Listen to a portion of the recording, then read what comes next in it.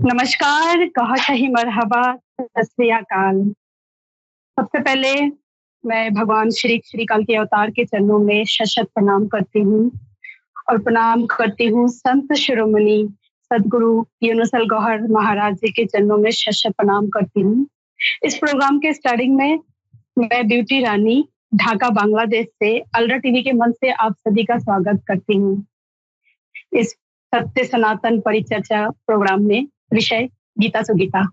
दोस्तों, हर शनिवार को हमको मौका मिलता है कि हम अल्ट्रा टीवी के जरिए भगवान श्री कल के अवतार के आशीर्वाद से योगेश्वर भगवान श्री कृष्ण जी के ज्ञान गीता पर चर्चा करते हैं और गीता के आत्मिक ज्ञान को सुन के उसका भोग करते हैं। बहुत अच्छा लगता है जब भगवान श्री कल के अवतार की कृपा से योगेश्वर श्री कृष्ण जी के ज्ञान को हमको समझ आता है। चलिए समय को नष्ट ना करते हुए जो हमारे पैनलिस्ट हैं उनका स्वागत करते हैं और उन्हीं से सुनते हैं गीता का परम अमृत ज्ञान। नमस्कार, जय श्री कृष्णा, नमस्कार स्वामी जी, संत राजेंद्र बाबू जी, सिस्टर ज्योति झा, आप सभी का स्वागत करती हूँ मैं गीता सुगीता के अनुष्ठान में। बहुत सही मरहबा, नमस्कार। तो आशा करती हूँ आप सभी भगवान श्री कृष्ण और कल के अवतार जी के आशीर्वाद से स्वस्थ है। तो चलिए समय को नष्ट न करते हुए आप सभी से गीता का परम ज्ञान सुनते हैं। तो पहला सवाल स्वामी जी आपसे है मेरा। तो ये रहा आपका प्रश्न। प्रश्न नंबर 1, दान कैसे होता है? दान किसे कहते हैं? ये कितने प्रकार का होता है? सप्तदश अध्याय के श्लोक नंबर 20, 21, 22 की रोशनी में समझाए स्वामी विश्वानंद जी महाराज जी। स्वामी विश्वानंद जी महाराज। संतों को प्रणाम करते हुए जय श्री कृष्णा, जय कल्की भगवान। दान किसे कहते हैं? प्रथम इसको समझने की कोशिश करेंगे। सामान्यतः लोग दान को वैसा ही समझते हैं कि किसी मनुष्य द्वारा कोई अन्य मनुष्य को और कोई मनुष्य के समूहों को, अगर तो कोई संस्थाओं को जब धन राशि यानी कि पैसों के रूप में जब दिया जाता है उसे ही दान समझते हैं। लेकिन दान को अगर हम विस्तार से समझे तो किसी भी स्वार्थ स्वामी जी प्लीज आपका वॉइस ठीक नहीं है, जरा सा माइक करीब करके बोले ताकि हमारे ऑडियंस को आपकी आवाज स्पष्ट समझ आए। माइक को जरा करीब कर लीजिए स्वामी जी। माइक अभी ठीक है? अभी ठीक है जी। आपका फोन में क्या माइक कनेक्टेड है, यानी कि अल्ट्रा टीवी से बोल रहे हैं आप? अपना जरा माइक सही सेट कर लीजिए। हमें तो आवाज आ रही है आपकी ठीक से। माइक फोन पे नहीं है आपका। जी ब्लैक अभी ठीक नहीं है। हमें तो समझ आ रहा है, लेकिन अल्ट्रा टीवी से बोल रहे हैं कि आपका माइक सही नहीं है। जी आप ठीक से कनेक्ट कर लीजिए, दोबारा से जो है ना कनेक्ट कर लीजिए स्वामी जी। अभी ठीक है? हेलो जी, मुझे तो आवाज आ रही है आपकी। जी आप ठीक है स्वामी जी, आप ठीक है। अभी आवाज आ रही है? जी जी बिल्कुल ठीक है स्वामी जी, आपकी आवाज आ रही है। आप शुरू करें, आप शुरू करें स्वामी जी, बिल्कुल सही है आवाज आपकी। प्रथम हम दान को समझने की कोशिश करेंगे। सामान्यतः लोग ऐसा मानते हैं कि किसी व्यक्ति को, दूसरे व्यक्ति समुदाय को, अगर तो संस्थाओं को जब हम धन राशि पैसों में जब देते हैं तभी उसको दान मानते हैं। लेकिन यहाँ हम उसको विस्तार से अगर देखें तो पैसों का तो दान दिया ही जाता है, लेकिन कोई मनुष्य जब अपना समय देता है, समय का दान करता है, शरीर से सेवा करता है, मन से कुछ भावनाओं भेजता है, और जब मनुष्य, खास करके जो लोग अंधेरे में होते हैं, अज्ञान के अंधेरे में होते हैं, उसको जब ज्ञान देकर, उसको ज्ञान देकर और ज्ञान रूपी उजाले में जब पहुंचा देते हैं, उसको सबसे महान दान ज्ञान दान कहा गया है। क्योंकि जब मनुष्य कोई भी इस संसार में अल्लाह को परमात्मा को पाना चाहते हैं, प्राप्त करना चाहते हैं, वैसी बिलखती हुई तड़पती हुई आत्माओं को जब मनुष्य उसको परमात्मा का परिचय करा देता है, अल्लाह का परिचय करा देता है, उसका नाम दिल में रखते हुए कैसे उसको सिमरन करके उसकी अपनी आत्मा को कैसे जागरूक कर देना है, इस जब ज्ञान का दान करते हैं उसको सबसे बड़ा महान दान कहा गया है। और इस दान से ही परमात्मा बहुत राजी होता है, अल्लाह भी राजी होता है। और इसी रास्ते से मनुष्य इस दान प्राप्त करने के बाद अगर वो दिल वाला सिमरन करेगा तो वो परमात्मा को, अल्लाह को जल्दी प्राप्त कर लेगा। तो इस ज्ञान दान को ही सबसे महान दान कहा गया है। और इस दान के 3 प्रकार परमात्मा ने यहाँ जो आपने दूसरा सवाल किया है कि दान कितने प्रकार के होते हैं, तो इस ज्ञान दान का 3 प्रकार बताया है। इस अध्याय के श्लोक नंबर अगर हम 20 को देखें तो उसमें जो है वो सात्विक दान को समझाया गया है। तो 20 नंबर श्लोक ऐसा है कि दातः व्यमिति यदानम दीयते अनुपकारिणे देशे काले च पात्रे च तदानं सात्विकं स्मृतम्। तो इसका अर्थ यहाँ ऐसा है कि सद्गुणी मनुष्य ऐसा समझता है कि मेरे पास जो कुछ भी है वो दूसरे को जरूरतमंद व्यक्तियों को मुझे देना है, और वो देने के बाद मुझे कुछ प्राप्त नहीं करना है, ये देना ये मेरा कर्तव्य है, वैसा समझकर कोई भी व्यक्ति दूसरे व्यक्ति को, व्यक्ति के समुदाय को, अगर संस्थाओं को जब दान करता है, वो दान अपना शरीर का, मन का, ज्ञान का, समय का, कुछ भी प्रकार का, इस प्रकार का जब दान कोई अपेक्षा रखे बिना अपना कर्तव्य समझकर कोई भी मनुष्य करता है तो उसको सात्विक दान कहा गया है। और सद्गुरु अपने शिष्यों को जो दान देते हैं वो भी सात्विक दान ही कहा गया है। हृदय कमल में आध्यात्मिक प्रकाश, नूर और शक्तियां उत्पन्न करके पूरे शरीर को, 7 शक्ति चक्रों को, नाभि आत्मा को पहुंचाकर उनको पवित्र करके परमात्मा की ओर उसको मोड़ देना, यह उत्तम दान और सात्विक दान हमारे शरीर में इस प्रकार हम देख सकते हैं। तो अभी आगे भगवान श्री कृष्ण इस अध्याय के श्लोक नंबर 21 में जो राजसी दान किस प्रकार का होता है इसको समझाने के लिए श्लोक नंबर 21 में इस प्रकार समझा रहे हैं कि यतु प्रत्यु प्रकारार्थम फलमुदस्य वा पुनम दीयते च परिक्लिष्टं तदानं राजसं स्मृतम्।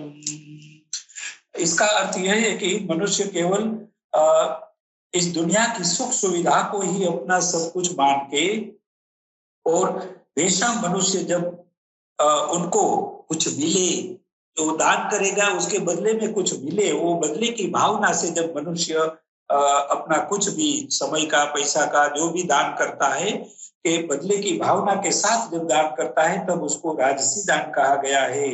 अगर शरीर में हम देखें तो हम जो भी खाना खाते हैं उससे हमारा खुराक जो अंदर शरीर में डालते हैं, जठर तक पहुंचाता है, उससे जो ये हमारा जो नाभि आत्मा है वो नाभि आत्मा मजबूत होता है, और सिर्फ उसको ही शक्ति देकर सुख सुविधा पाना, विषय विकार को भोगना, इस भाव बदले की भावना के साथ जब मनुष्य अपना खुराक जठर तक पहुंचाता है तो इसको भी राजसी दान कहा गया है। शरीर में राजसी दान इस प्रकार को हमको देखना है। आगे भगवान श्लोक नंबर 22 में अभी श्लोक नंबर 22 में भगवान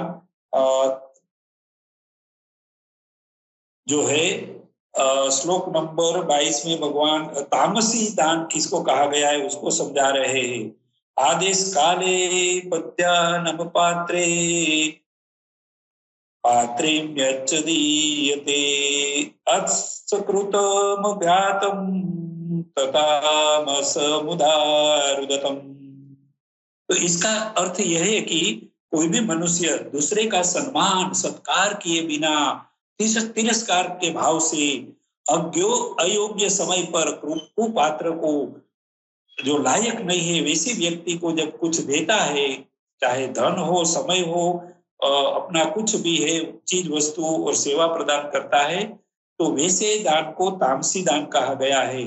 और मानव शरीर में जब मनुष्य नाभि आत्मा को मजबूत करने के लिए केवल वो हेतु से खुराक खाता है, और वो शरीर में जब इस प्रकार का खुराक खाता है कि हमारा नाभि आत्मा मजबूत हो जाए और हम सुख सुविधा विषय विकार को भोग सके, तो इसी भावना से जब शरीर में खुराक लिया जाता है तो उसको तामसदान मनुष्य के शरीर में भी हम इस प्रकार देख सकते हैं।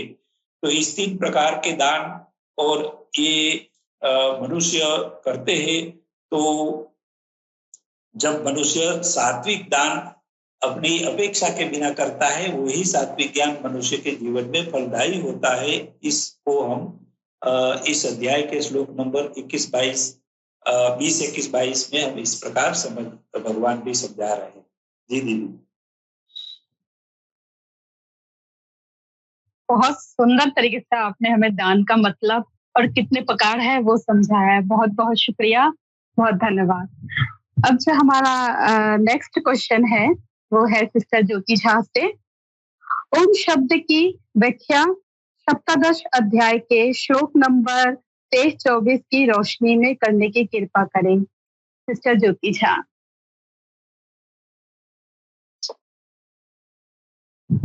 नमस्कार, बहुत बहुत धन्यवाद गीता सुगीता के इस प्रोग्राम में आमंत्रित करने के लिए। सबसे पहले तो मैं हमारे प्रिय सतगुरु श्री अनुसुल गौहर जी के चरणों में प्रणाम करती हूँ।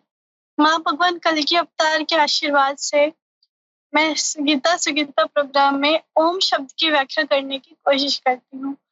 ओम शब्द का सबसे पहले हम शाब्दिक अर्थ समझ लेते हैं, जिसके बारे में ज्ञान मैंने अनंत मूर्ति गुरुमा से सुना और प्राप्त किया कि ये जो ओम है ये 3 ध्वनियों के साथ बना है, अ, उ और म। अ जो है ये पूरी जागृत अवस्था होती है, उ यानी स्वप्न, उ माने स्वप्न अवस्था, और जो इसमें म है, म माने सुषुप्ति यानी डीप स्लीप की अवस्था। तो और जब हम ओम लिखते हैं तो इधर ओम जब हम लिखते हैं तो इधर किनारे से हम उठाते हैं ना, वो अनंत तक वो चलती ही रहती है, उसको हम कहते हैं अमात्रा। अमात्रा का अर्थ है जिस मात्रा रहित, यानी जिसको मेजर ना किया जा सके, that which cannot be quantified, उसको हम कहते हैं अमात्रा। तो जागृत, स्वप्न और सुषुप्ति, जीव यही 3 अवस्था अनुभव करता है, या तो जागृत होगा या स्वप्न अवस्था में होगा या सुषुप्ति डीप स्लीप अवस्था में होगा। और ये तीनों अवस्था जिस अंतःकरण में वह अनुभव करता है, ये सब कुछ किसमें हो रहा है, उसे हम कहते हैं अमात्रा। यानी जो भी इस संसार में घटित हो रहा है वह उस चीज में घटित हो रहा है जिसको हम माप नहीं सकते, मेजर नहीं कर सकते, क्वांटिफाई नहीं कर सकते। तो जो कुछ भी हो रहा है वो जो कुछ भी मेजर्ड है, जैसे जागृत, स्वप्न और सुषुप्तियां प्राणियों की है ना, प्राणियों को तो गिना जा सकता है ना, कि संसार में अगर मान लीजिए 4.5 अरब लोग रहते हैं तो हमें तो 4.5 अरब ही जागृत होंगे, इतने ही स्वप्न होंगे, इतने ही वह सुषुप्तियां होंगी। वह सभी जिसमें घटित हो रही हैं उसको हम कहते हैं अमात्रा। तो जो गिनती में आ जाए वो संसार है, और जो गिनती में कभी ना आए वही परमात्मा है। इसलिए हम परमात्मा को वो एक है, वह 5 है या वो 3 है ऐसा नहीं कहते। हम परमात्मा को कहेंगे अद्वितीय, जिसके बराबर कुछ भी नहीं है, जिसकी तुलना में कुछ नहीं है, जो स्वयं अतुलनीय है, हम उसी को ब्रह्म कहते हैं। इसी तरह जो असंख्य स्वप्न, असंख्य सुषुप्तियां और असंख्य जागृत अवस्था हो रही है, वह किसमें घटित हो रही है, ये जिसमें घटित हो रही है उसी को हम परमात्मा कहते हैं। अब ये हो गया ओम का हमारा शाब्दिक अर्थ। अब जो हमने अपने सतगुरु श्री यूनिवर्सल गॉड जी से ओम का अर्थ समझा वह ये है कि जिन्हें हम शंकर भगवान कहते हैं उन्हें ही उनका ही परमात्मा ने आदम सफीउल्लाह कहा था, जो ईश्वर से कनेक्ट करते हैं, जिन्हें हम शंकर भगवान कहते हैं। तो जब शंकर भगवान संसार में आए तो उन्होंने फिर संसार में जब आए तो ईश्वर उनसे क्रोधित थे, नाराज थे, क्योंकि उन्होंने ईश्वर की बात नहीं मानी। तो इसलिए वह उनसे नाराज थे। तो वह उन ईश्वर की याद में खूब रोया करते थे, उनसे क्यों किसी तरह उनसे जो है वापस से कनेक्शन जुड़ जाए, ईश्वर उनसे फिर से पहले की तरह करीब हो जाए। तो वो जब खूब रोए तो फिर ईश्वर को उन पर प्रेम आया। तो जब उन पर प्रेम आया तो उन्होंने उनकी दिव्य दृष्टि को खोला तो उन्हें नजर आया कि ऊपर जो है आकाश में एक जगह लिखा है अ और एक जगह लिखा है म, यानी अलिफ और मीम। तो उन्होंने पूछा ये क्या है? तो ईश परमात्मा ने कहा कि ये एक तरफ मेरा नाम है और एक मेरे प्रियतम का नाम है। तो उन्होंने कहा अच्छा ये कौन है, क्या मैं इनको देख सकता हूँ? तो कहा ये आएंगे लेकिन अंतिम समय में आएंगे, अंतिम अवतार होंगे और ये तुम्हारी संतान में से ही होंगे। तो उनको थोड़ा सा क्योंकि उन्होंने ईश्वर की बात नहीं मानी थी तो उसके असर उनमें अभी भी कुछ थोड़ा बहुत मौजूद था। हालांकि वो माफी मांग चुके थे लेकिन फिर भी वो असर थोड़ा मौजूद था। तो उस असर की वजह से उन्होंने सोचा कि मेरी संतान में से होगा मुझसे भी ज्यादा शक्तिशाली और मुझसे भी ज्यादा ईश्वर के करीब। तो ये बात उनको थोड़ी खटक रही थी कि मुझसे भी ज्यादा ईश्वर से करीब और मेरी संतान से होंगे। तो इस बात से फिर ईश्वर उनसे वापस से पुनः नाराज होके जो उनकी दिव्य दृष्टि को बंद कर दिया। फिर उनको उनकी गलती का फिर एहसास हुआ। काफी समय तक उन्होंने फिर से गिरिया जारी करी, खूब रोए वो और इतना रोए कि उनकी ये आंखें ये पूरा गल चुका था। तो ईश्वर को पुनः उन पे प्रेम आया क्योंकि इस बार उनके अंदर से जो वो असर बाकी थे ना वो गायब हो चुके थे, पूर्णतः खत्म हो चुके थे। फिर से उनकी दिव्य दृष्टि खुली और फिर से उनको वही नजारा दिखा। तो इस बार उनको उस नाम से ऐसा नहीं प्रतीत हुआ कि वह उनकी संतान से उनके से भी ज्यादा शक्तिशाली होंगे। इस बार उनको उन पर प्रेम आया, माँ पर प्रेम आया। तो ईश्वर ने उनके अंगूठे पर एक वो अ और दूसरे पर म को दिखाया। तो उन्होंने उस अंगूठे को चूम लिया। तो तब से जो है हम उनके अनुयायी और बहुत से लोग इसको करते हैं कि जब भी उनका नाम आता है तो हम अंगूठा चूम लेते हैं। तो उसके बाद जो है जब आगे जब उनकी संतान आगे हुई तो एक ने दूसरी संतान को मारा था। तो जो मारने वाले के जो ग्रुप में शामिल थे उन लोगों को फिर ईश्वर से और महाशिवलिंगम से दूर कर दिया गया था।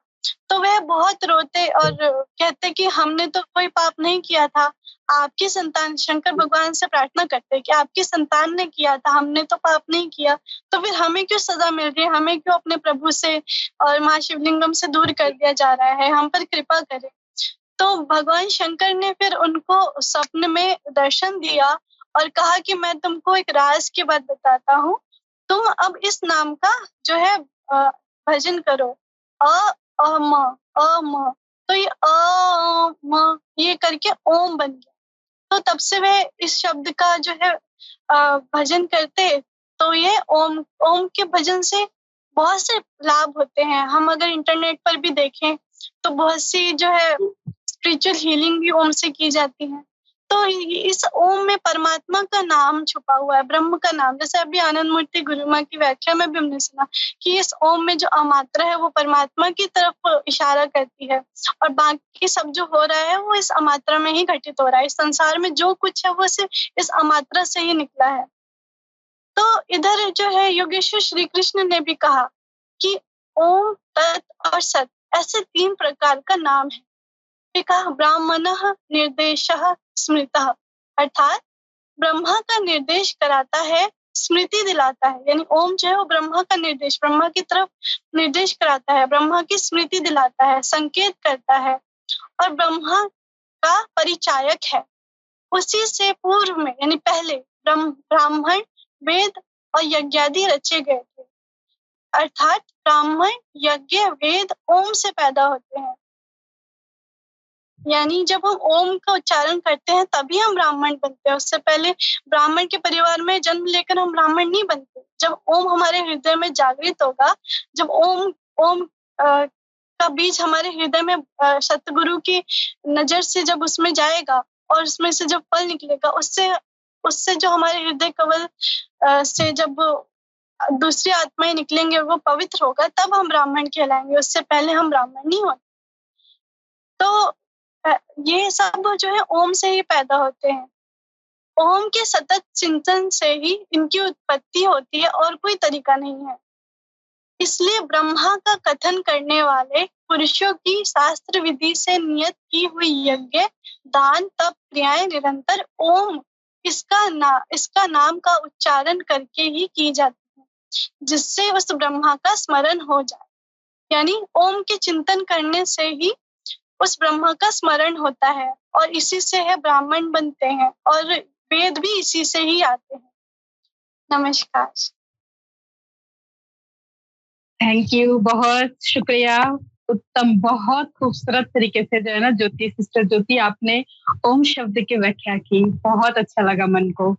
आप सभी से एक गुजारिश है, रिक्वेस्ट है कि हमारे पास थोड़ा सा ही समय होता है, तो आप लोग जरा समय का ख्याल रखिए और कंटिन्यू कीजिए। बहुत धन्यवाद।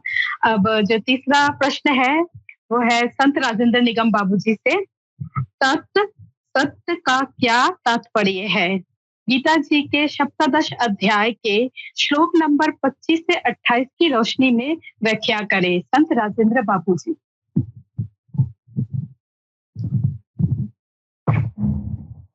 सबसे पहले भगवान सदगुरु के चरणों में सर नवाते हुए पैनल में उपस्थित सभी दिव्य आत्माओं को मैं सर नवाकर प्रणाम करता हूँ।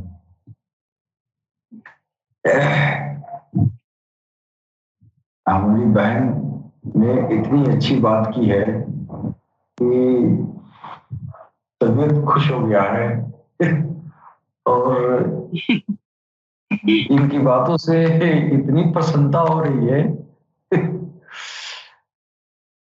और ऐसे शिष्य जो होते हैं, अगर गुरु की नजर पड़ जाए तो ये जो है वास्तव में गुरु के दिल को बड़ा सुख मिलेगा। ये बहन हमारी अच्छी बात की है।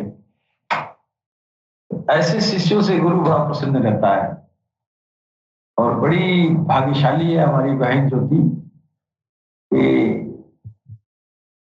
इनके दिल में सदगुरु की ऐसी नजर पड़ी है। ये ज्योति नहीं बोल रही थी, ज्योति के दिल से आ रहा था और ये सदगुरु की अमृत वाणी है। बहुत प्यार। और हम अपनी ये बहन पर हमारी तबीयत बहुत खुश है, न चाहते हुए मैं ये कहना पड़ रहा है। और मेरा ख्याल है स्वामी जी को भी बहुत अच्छा लगा होगा। यकीनन ये जितनी छोटी उम्र है और हम चाहेंगे कि बहन हमारी मेहनत करे और कामयाबी आपकी कदम चूमेगी।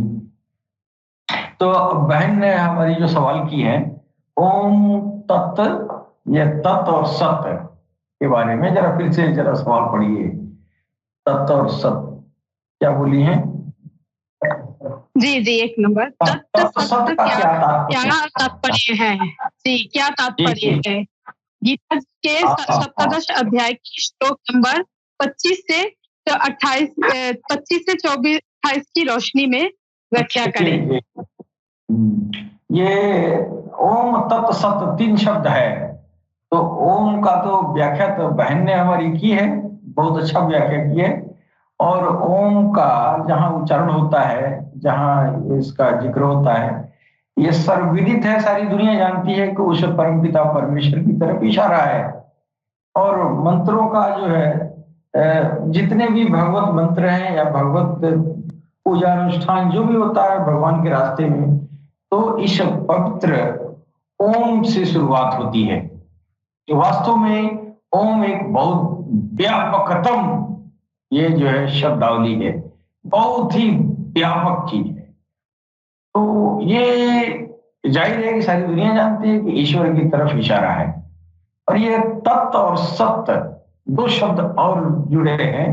तत्व सत्य का मतलब क्या होता है, जो भगवान कृष्ण ने ये जो है सप्तदश अध्याय के ये जो है 25वें श्लोक में आप बता रहे हैं कि तदित्य नभिसंध्याय फलम यज्ञ तपः क्रिया दान क्रियाश्च विविधा क्रियन्ते मोक्षकान छिभिः। अर्थात तत्व, वह तत्व का मतलब होता है वह का इशारा परमात्मा की तरफ हो रहा है, यानी परमात्मा ही सर्वत्र है। इस भाव से फल को न चाहकर शास्त्र द्वारा निर्दिष्ट नाना प्रकार की यज्ञ तप और दान की क्रियाएं परम कल्याण की इच्छा करने वाले पुरुषों द्वारा की जाती है। अर्थात वो जो है शास्त्र द्वारा निर्दिष्ट वह यज्ञ तप और दान की जो क्रियाएं हैं, इन क्रियाएं से परम कल्याण की इच्छा रखने वाले पुरुषों द्वारा की जाती है। तत्व शब्द परमात्मा के प्रति समर्पण का सूचक है। अर्थात जब तो ओम का करें तथा यज्ञ दान और तप की क्रियाएं उस पर निर्भर होकर करें। अब आगे जो है भगवान कृष्ण लिख रहे हैं, सद्भावे साधुभावे च सादित्येत प्रयुज्यते प्रशस्ते कर्मणि तथा सच्च शब्द अर्थ युज्यते। सत्य, ये जोगेश्वर ने बताया कि सत्य क्या है। गीता के आरंभ में ही अर्जुन ने प्रश्न खड़ा किया था कि कुल धर्म की ही शाश्वत सत्य है। तो कृष्ण ने कहा कि अर्जुन तुझे यह ज्ञान कहां से उत्पन्न हुआ? सत्य वस्तु का तीनों कालों में कभी अभाव नहीं होता, उसे मिटाया नहीं जा सकता। और असत वस्तु का तीनों काल में अस्तित्व नहीं है, उससे रोका नहीं जा सकता। वस्तुतः वह कौन सी वस्तु है जिसका तीनों कालों में अभाव नहीं होता है? और वह असत वस्तु है।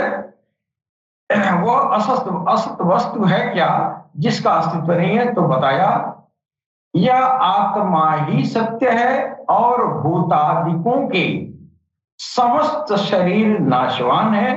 आत्मा सनातन है, अव्यक्त है, शाश्वत है, अमृत स्वरूप है और यही परम सत्य है। यहां कहते हैं सत ऐसी परमात्मा का नाम सद्भावे सत्य के प्रति भाव में और साधु भाव में प्रयोग किया जाता है। और हे पार्थ, जब नियत कर्म सांगोपांग भली प्रकार होने लगे तब सत्य का प्रयोग किया जाता है। सत्य का अर्थ यह नहीं कि यह वस्तुएं हमारी हैं। जब शरीर ही हमारा नहीं है तो इसके उपभोग में आने वाली वस्तुएं हमारी कब हैं? यह सत्य नहीं। सत्य का प्रयोग केवल एक दिशा में किया जाता है, सद्भाव में। आत्मा ही परम सत्य है। इस सत्य के प्रति भाव हो, उसे साधने के लिए साधु भाव हो और उसकी प्राप्ति कराने वाला प्रशस्त ढंग से होने लगे, वही सत्य का प्रयोग किया जाता है। और इसी पर जोगेश्वर भगवान कृष्ण कह रहे हैं कि यज्ञ तपसि दाने च स्थित सदिति चोच्यते कर्म चैव तदतीर्थ्यम सदित्येवाभिधीयते। यज्ञ तप और दान को करने में जो स्थिति मिलती है वह भी सत्य है, ऐसा कहा जाता है। तदर्थीयम उस परमात्मा की प्राप्ति के लिए किया जाता है। उस परमात्मा की प्राप्ति के लिए किया हुआ कर्म ही सत्य है। उस परमात्मा के प्राप्ति के लिए किया हुआ जो कार्य है वही सत्य है। परमात्मा की प्राप्ति के लिए कौन सा कार्य है? यही भगवत नाम की सिमरन, ये श्वासों से हृदय के धड़कनों तक पहुंचाना, यही वो नियत कर्म है। इसी कर्म को भगवान कृष्ण करे, ये वही सत्य है। तो अब श्वासों में भजन की जो संस्कार है ये 13-14 तरीके से भगवान कृष्ण ने बताया है। कुछ लोग ओम का सिमरन करते हैं, कुछ लोग जो है ये जो है श्वासों का अवरोध करके करते हैं। तो ये जो प्राणायाम, आयाम, तमाम तरह की क्रियाएं बताई गई हैं, ये सब भगवत भजन का ये जो प्रक्रिया है, ये यज्ञ कहलाती है। और यही नियत कर्म है, यही निर्धारित कर्म है, यही शास्त्र विधि कर्म है, शास्त्र विधि कर्तव्य है। और इसी परमात्मा को पाने वाली जो शास्त्र विधि क्रिया है न, यही सत्य है। जी बहन जी, आगे आप बताएं, समय का अभाव है। जी जी, बहुत धन्यवाद, बहुत धन्यवाद। बहुत सुंदर, जबरदस्त संत राजेंद्र निगम बाबू जी। बहुत शॉर्ट में आपने बहुत ही अच्छे तरीके से हमें इस सवाल का, प्रश्न का जवाब दिया। अब जो नेक्स्ट प्रश्न है वो है स्वामी जी से। स्वामी जी, ये रहा आपका प्रश्न। भगवत गीता जी के सप्तदश अध्याय से क्या आध्यात्मिक निष्कर्ष निकलता है? व्याख्या करें स्वामी विश्वानंद जी महाराज जी। जी, इस अध्याय का नामकरण परमात्मा ने रखा है कि श्रद्धात्रय विभाग योग, यानी कि मनुष्यों की श्रद्धा त्रय यानी कि तीन प्रकार की होती है। इससे हम देखें तो जब मनुष्य आत्माओं को इस संसार में, दुनिया में भेजने से पहले परमात्मा ने उसको बहुत बड़ा ऑप्शन दिया था, सिलेक्शन करने का कहा था। तब मनुष्य आत्माओं ने कुछ मनुष्य आत्माओं ने इस दुनिया का नजारा देखते हुए वो मांगा, किसी ने इस स्वर्ग का नजारा मांगा, और किसी ने परमात्मा का प्रेम मांगा, उसके साथ रहने का पसंद किया। तो इस तीन प्रकार का जो वहां एपिसोड हुआ था, उसी अनुसार परमात्मा मनुष्यों को स्वभाव देता है, ताकि इस दुनिया में आके वो अपने स्वभाव के अनुसार श्रद्धा जताता है और श्रद्धा अनुसार वो काम करने लगता है। तो यहाँ इस अध्याय में तीन प्रकार का जो है पूजन बताया है, यानी कि मनुष्य तीन प्रकार का पूजन करते हैं। यहाँ हम सात्विक मनुष्य क्या करता है, सत्पुरुष क्या करता है, उसके पर ही ध्यान देंगे, तभी हम परमात्मा को पा सकते हैं। इसीलिए हम अभी राजसी दान, राजसी यज्ञ और तामसी दान, तामसी यज्ञ पर ध्यान नहीं देंगे। लेकिन सत्पुरुष जो है, अच्छे लोग जो है, जो परमात्मा के पास रहना चाहते थे, परमात्मा को प्रेम करना चाहते थे, परमात्मा की बातें दुनिया तक पहुंचाना चाहते थे, जलवा दिखाना चाहते थे, वो मनुष्य आत्मा धरती पर आके क्या करती है उसको समझेंगे, तब तो फायदा होगा। तो ये जो सत्पुरुष होता है वो हमेशा सत्पुरुषों को नमन करता है, उसके चरण की पूजा करता है, सेवा करता है। तो ये सत्पुरुषों का पूजन करता है। और ये जो सत्पुरुष होता है वो सद्गुरु के चरण में रहते हुए कितनी भी परीक्षा आए, वो परीक्षाओं को पास करता है, सहन करता है, उसको तप कहा गया है। और सद्गुरु महाराज से जो ज्ञान मिलता है कि तेरे हृदय की धड़कन में परमात्मा का नाम का आहुति देना है, नहीं कि घी जलाकर, अग्नि में घी जलाकर यज्ञ वाली ये बाहर वाला यज्ञ नहीं करना है, लेकिन दिल की धड़कन के साथ परमात्मा का, अल्लाह का नाम डाल के परमात्मा का नाम और अल्लाह का नाम की आहुति देना, ये आंतरिक हृदय का यज्ञ करना है। यही सच्चा यज्ञ है।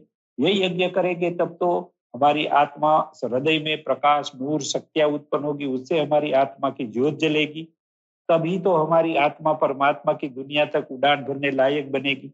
तो ये दिल वाला यज्ञ सत्पुरुष करता है, बाहर वाला यज्ञ नहीं करता है। और अभी तीन प्रकार का दान बताया गया है।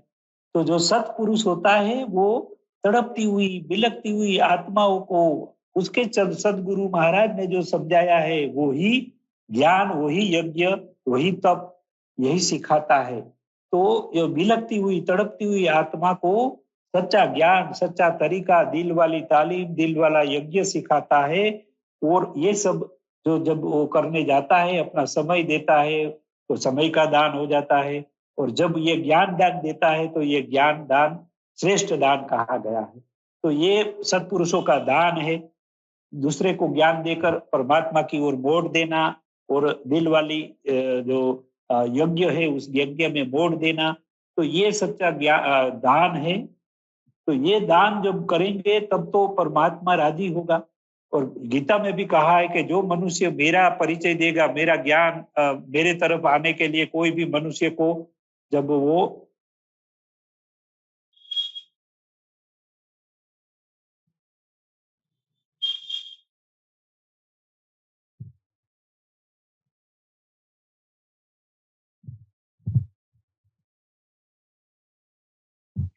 स्वामी जी आपकी आवाज नहीं आ रही। आज अभी आएगी, अभी शुरू हो गई जी, अभी मुझे तो आ रही है आपकी आवाज। जी जी जी, आवाज आ रही है, आप शुरू करें। हाँ ठीक है। तो ये बस आखिर में यही कहना था कि ये 3 प्रकार जो है उसमें सत्पुरुष जो सत्य यज्ञ करता है, सत्य पूजन करता है, सत्य दान करता है, उसके पर ही ध्यान देना है। और इसके पर ही मनुष्य अगर ध्यान देंगे तभी परमात्मा सब खुद भी जाएंगे और दूसरे को भी पहुंचाने की सच्चा यज्ञ, सच्चा दान, ज्ञान दान करना है। उसको ही यहाँ इस अध्याय में परमात्मा कृष्ण भगवान ध्यान देना, फोकस करना इशारा कर रहे हैं। जी जी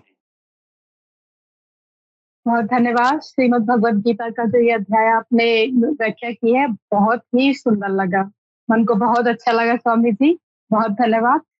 अब 5वां प्रश्न जो है वो हम सिस्टर ज्योति झा से करेंगे। संन्यास और त्याग के यथार्थ स्वरूप को अष्टादश अध्याय के श्लोक नंबर 1 से 4 की रोशनी में व्याख्या करें सिस्टर ज्योति झा। जी, संन्यास और त्याग के यथार्थ स्वरूप को इस अष्टादश अध्याय के शुरू में ही अर्जुन जो है वो प्रश्न के रूप में श्री कृष्ण से करते हैं।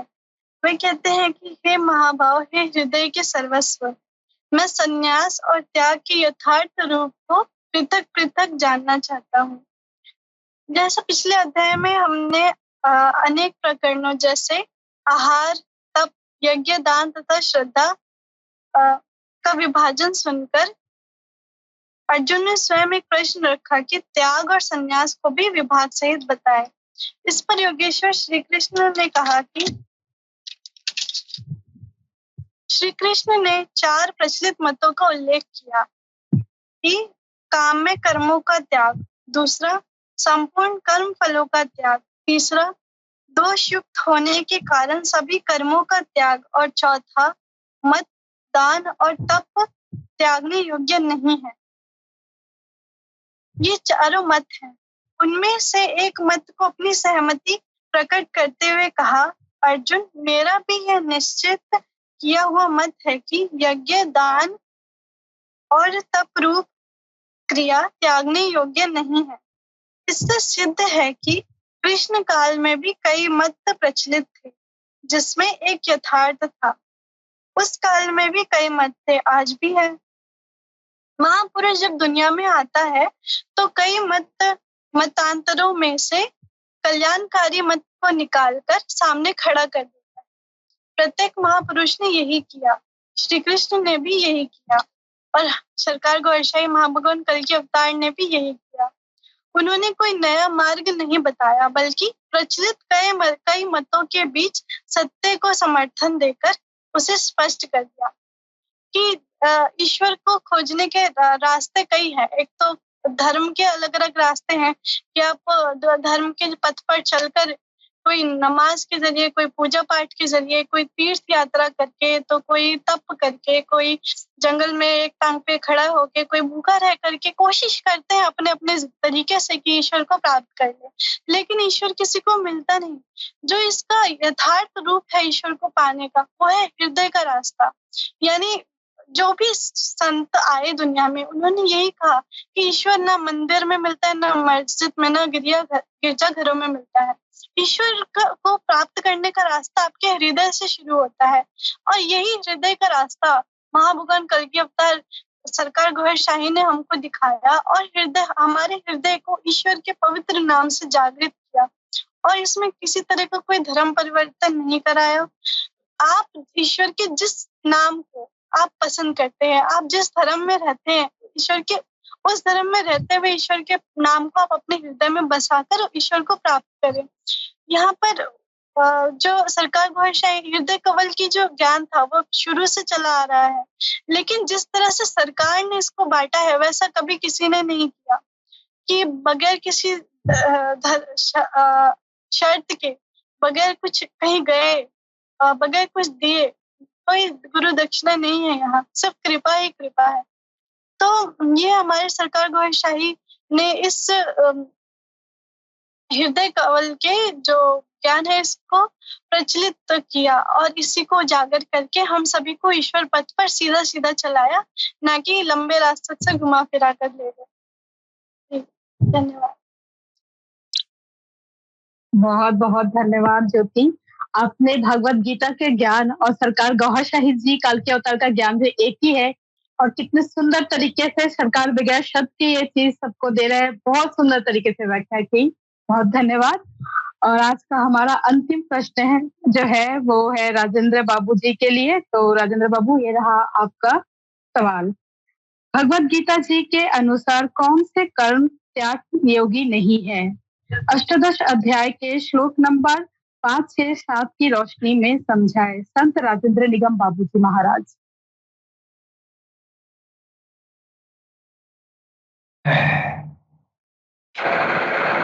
भगवत गीता के अनुसार ये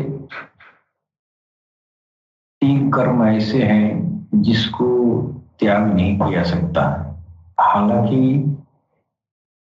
परमात्मा के रास्ते में चलने पर त्याग ही एक साधना, त्याग ही एक साधन है जिसके जरिए हम परमात्मा तक पहुंच सकते हैं। जब तक इंसान जो है त्याग नहीं करता है तब तक वह जो है उसका मन पर नियंत्रण नहीं होता, उसकी इंद्रिय निग्रह नहीं होती है। इंद्रिय निग्रह हेतु साधकों ने बहुत सनातन जमाने से आप देख रहे हैं कि किस तरह का त्याग लोगों ने किया है। बड़े बड़े ऋषि महर्षि, और अब एक महर्षि तो हम लोगों के बीच विराजमान है, आप देख ही रहे हैं। इस सारी उम्र आपने ये जो है अपनी जिंदगी भगवत राह में कितना ये सब कुछ आपने त्यागा है, ये भी एक तरह का त्याग है। और त्याग से ही परमात्मा मिलता है, ये अवधारणा बहुत पुरानी है। बहुत लोगों ने जंगल झाड़ी में जाके अपना उम्र गुजारा, पहाड़ों में जाके अपनी जो है जिंदगी गुजारी है, ये सब त्याग है। लेकिन इस भगवत रास्ते में 3 ऐसे त्याग हैं जिसको नहीं करना चाहिए। सब कुछ त्यागना है इस 3 को छोड़ के जो भगवान कृष्ण बता रहे हैं। और वह त्याग क्या है? यज्ञ, दान और तप। इसको त्यागना नहीं है, बाकी सब त्यागना है। जितने भी त्यागी लोग होते हैं, त्यागी का मतलब होता है अपने नफूस को, अपनी नाभि आत्मा को संतुष्ट करने के लिए उसके जितने साधन है सारे साधनों को रोक देता है। जैसे मन कहता है कि बहुत मीठा महक रहा है और इसको जो है इसको खा लिया जाए, ये मन की जो है एक तरह का ये शरारत है। तो साधक क्या किए कि उसको जो है इन सब चीजों को ही लोगों ने छोड़ दिया। अब मैं एक हमारे पूर्व परिचित बहुत बड़े सूफी बुजुर्ग थे जिनसे मेरा ये जो है बहुत दिनों तक साथ बात रहा। तो उन्होंने त्याग का एक अनोखा तरीका अपनाया, मैं बताना चाहूंगा, और बड़ा मजेदार तरीका उन्होंने अपनाया कि वो जो है वो गन्ना का जो ये भेली बनता है गुड़, वो गुड़ जो है उस इलाके में पकाया जा रहा था जहां पर वो अपना साधना आराधना में लगे हुए थे। तो गुड़ की महक उनको जो है उधर से गुजरते थे तो वो महक उनके नाक में आता था, तो उनका मन जो है बड़ा ये जो है परेशान करता था कि यार उसका महिया लेके तो खा ले।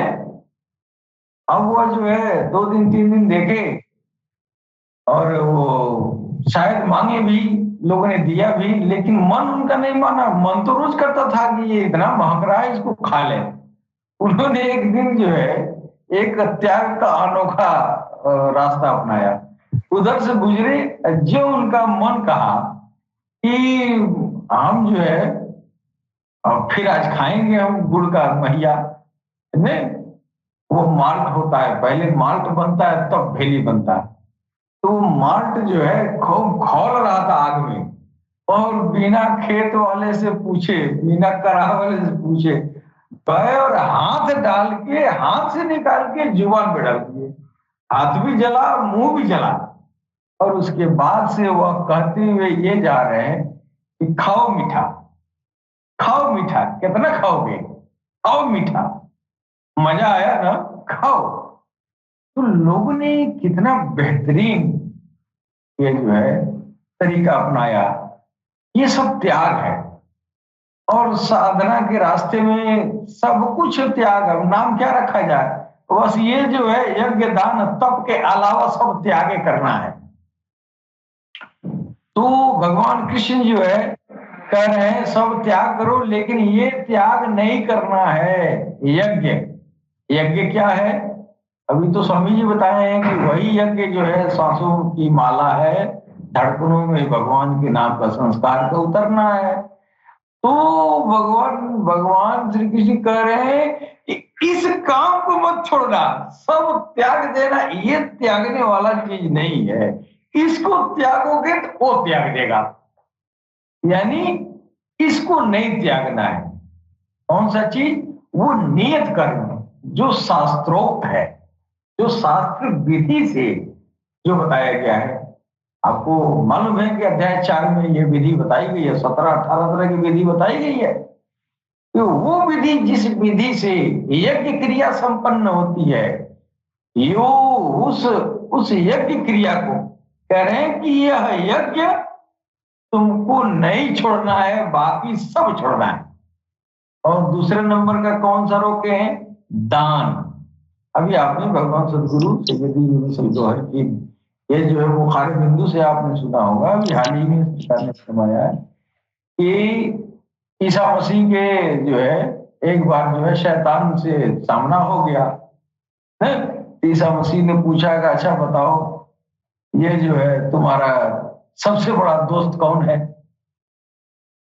तो उसने कहा कि कंजूस आबिद है, यानी भक्त खूब हो, भक्ति खूब करता हो, लेकिन वो कंजूसड़ा हो है। और वो हमारे लिए ये जो है बहुत प्रिय है। क्यों? तो भक्ति तो खूब करता है, दान नहीं करता है। वो कंजूसी करता है, उसकी कंजूसी उसकी सारी भक्ति को वो जो है भीतर कर देती है। इसलिए वो हमारे लिए सबसे प्रिय है कि नहीं? तो वही जो है भगवान कृष्ण भी कह रहे हैं, ये दान छोड़ना नहीं है। अगर तूने दान छोड़ दिया, कंजूसी अपना लिया, तो भी तुम्हारी सारी शक्ति भक्ति छिन्न भिन्न हो जाएगी। और ये जो है तीसरा भगवान कह रहे तप, यज्ञ दान और तप, ये 3 चीजें, यज्ञ दान तपः, यज्ञ दान तपः कर्म न त्याज्यम कार्यमेव तत्, यज्ञो दानम तपश्चैव पावनानि मनीषिणाम। अर्थात यज्ञ दान और तप, ये 3 प्रकार के कर्म त्यागने योग्य नहीं है, इन्हें तो करना ही है, करना ही है, इसमें कोई क्षम्य नहीं। क्योंकि यज्ञ दान और तप तीनों ही पुरुषों को पवित्र करने वाले हैं। श्री कृष्ण ने 4 जैसे अभी तो ये जो है दान के बारे में जो है सरकार गौर शायरी में बताया है कि वो ईसा मसीह को जो है वो वो शैतान कह रहा है, देखो वो कंजूसी करता है तो उसका सारा खराब कर देते हैं, है ना, इसीलिए दान देना जरूरी है। यहाँ कृष्ण भी कह रहे हैं कि यह जो है, यह तीनों कार्य पुरुषों को पवित्र करने वाले हैं। श्री कृष्ण ने 4 प्रचलित मतों का उल्लेख किया है। पहला, काम्य कर्मों का त्याग। दूसरा, संपूर्ण कर्म फलों का त्याग। और तीसरा, दोष युक्त होने के कारण सभी कार्यों कर्मों का त्याग। और चौथा मत है, यज्ञ दान और तप त्यागने योग्य नहीं है। इनमें से एक मत में अपनी सहमति प्रकट करते हुए कहा, अर्जुन, मेरा भी यह निश्चित किया हुआ मत है कि यज्ञ दान और तप रूप क्रिया त्यागने योग्य नहीं है। इससे सिद्ध होता है कि कृष्ण काल में भी कई तरह के मतांतर थे, जिनमें एक रास्ता यथार्थ था योगियों के लिए कि सब कुछ त्याग दो, लेकिन ये 3 चीज नहीं त्यागना है, इसलिए कि आध्यात्मिक उन्नति इन 3 चीजों में है, यज्ञ दान और तप में। लेकिन बाद में लोगों ने इसको उलट पलट के यज्ञ को क्या क्या बना दिया। अभी स्वामी जी कह रहे हैं कि यज्ञ वो नहीं है, यज्ञ अंदर होता है। ये यथार्थ है, जो स्वामी जी ने बताया यही यथार्थ यज्ञ है, और वो मिथ्या यज्ञ है जो जौ तिल और ये दूध और पानी का हवन करते हैं, क्या क्या लकड़ी लकड़ा सब। तो ये उसका वो यज्ञ जो है शास्त्रोक्त नहीं है। शास्त्रोक्त यज्ञ इधर है। कौन सा शास्त्र? गीता का शास्त्र। गीता का शास्त्र जो संगीता, जो भगवान के श्रीमुख से निकला, वो संगीता गीता कहलाती है। वही मानव मात्र का शास्त्र है, उसी का अनुकरण करना है। तो यह जो है आगे भगवान कृष्ण कह रहे हैं कि एतान्यापि तु कर्माणि संग त्यक्ता फलानि च कर्तव्यानिति मे पार्थ निश्चितम मत मुत्तमम। अर्थात भगवान कह रहे हैं, हे पार्थ, यज्ञ दान और तप रूप कर्म आसक्ति और फल को त्याग कर अवश्य करना चाहिए, यह मेरा निश्चय किया हुआ उत्तम मत है। अब अर्जुन के प्रश्न के अनुसार वे त्याग का विश्लेषण करते हैं। क्या कहते हैं? नियतस्य तु संन्यासः कर्मणो नोपपद्यते मोहातस्य परित्याग अस्तमामसः परिकीर्तितः। अर्थात हे अर्जुन, नियत कर्म, श्री कृष्ण के शब्दों में नियत कर्म एक ही है, यज्ञ की प्रक्रिया, उसी को नियत कर्म कहा है, उसी को इन्होंने निर्धारित कर्म कहा है। किसने निर्धारित किया है? भगवान कृष्ण कह रहे हैं, मैंने निर्धारित किया है। यानी वो परम पिता परमेश्वर गीता के माध्यम से इंसानियत के लिए निर्धारण करना है कि वो कर्म करना है। कौन सा कर्म? नियत कर्म। कौन सा कर्म? निर्धारित कर्म। वो कौन सा कर्म है? यज्ञ क्रिया। वो यज्ञ क्या है? दिल में सांसों में भगवान के सिमरन को बसाना और सांसों से उन्नत करा के दिल की धड़कनों में अखंड संकीर्तन में बदल देना, यही नियत कर्म है। वास्तविकता यही है, यही सब कुछ अध्यात्म है, इसी में सब कुछ निहित है, जिसको बार बार कृष्ण जो है बार बार इधर इशारा कर रहे हैं कि अरे अर्जुन, तुम नियत कर्म कर, तू नियत कर्म कर। उस कर्म में व्यापार नहीं आता, खेती नहीं आती है, वो अंदर वाली खेती है जो सरकार को वर्षाई करे, दिल की धड़कनों में अपने प्रभु का नाम बसाओ। ये चीजें जो इस पर भगवान कृष्ण ने भी जोर दिया, और सरकार गौरशाही तो ये आलम उठा लिए पूरी इंसानियत के लिए कि यह नियत कर्म, यह जो निर्धारित कर्म जो कृष्ण ने किया है सब करो, हिंदू मुस्लिम सिख ईसाई यहूदी जो भी इंसान है, इस नियत कर्म को करो। यह यज्ञ ज्ञान, यह यज्ञ और जो है दान तप का यह त्याग कोई न करे, सारी इंसानियत करे। और बाकी इसके अलावा जो कुछ भी इस धरती पर है, अगर परमात्मा को चाहने वाला है तो इस 3 के अलावा सब कुछ त्याग करना होगा। जैसे एक बहुत बड़े साधक हमारे सामने बैठे हुए हैं, स्वामी विश्वानंद जी महाराज एक त्याग का नमूना दिखाई दे रहा है कि आपने किस तरह जवानी को कुर्बानी किया है। ये बहुत बड़ा त्याग का एक पहचान है। लेकिन आपके हाथ में यज्ञ और ये जो है दान और तप, तीन को रख लिया, बाकी को सब तज दिया। ये नमूना आज भी जो है कुछ स्वामी लोग दिखाई दे रहे हैं। तो भगवान कृष्ण ने इसी तीन चीजों को छोड़ के बाकी सबको का सब त्याग करो, ये धारण करो। यहाँ ये जो है यज्ञ, दान और तप।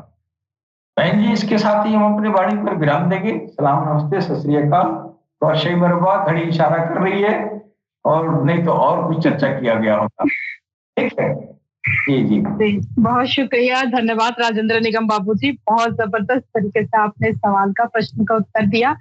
तो हमारे अलर्ट टीवी के सारे दर्शकों को आज के लिए इतना ही। अगले सैटरडे को हम फिर सब हाजिर होंगे गीता सुगीता के अनुष्ठान में।